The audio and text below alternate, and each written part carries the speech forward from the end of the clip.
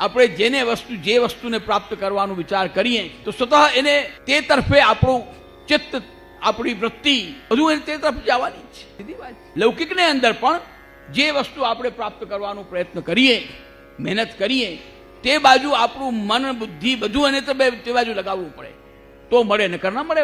એ રીતે જે પોતાની વૃત્તિ જે પ્રભુના, શ્રી વલ્લભ પ્રભુના ચરણારવિંદની રજ પ્રાપ્ત કરવામાં લગાડે તો સ્વતઃ શરણ તો એમની પ્રાપ્ત થવાની છે. તો કહેવાનો તાત્પર્ય કે જે ચરણારવિંદ પ્રાપ્ત કરે છે, જે ચરણમાં રહે છે, જે એ ચરણારવિંદને પોતાનું ધન માને છે, એને પ્રભુ કોઈ દી મૂકતા નથી. ભલે કેવો પણ હોય, કેવો પણ જીવ હોય. એટલે શ્રી આચાર્ય ચરણે એ જીવને સૌથી પહેલા શરણ પ્રાપ્ત કરાવી કે શરણમાં જવાથી એ અધમ જીવ છે, હીન જીવ છે, અયોગ્ય છે, પરંતુ જે પ્રભુને શરણે જશે એટલે પ્રભુ એના ઉપર કૃપા દ્રષ્ટિ કરશે. એ જ ભગવાને પણ આજ્ઞા કરી કે સર્વધર્માન પવિત્યજ્ય મામ એકમ શરણમ વ્રજ અહમ ત્વામ સર્વ પાપેભ્યો મોક્ષયિષ્યામિ મા શુચિ.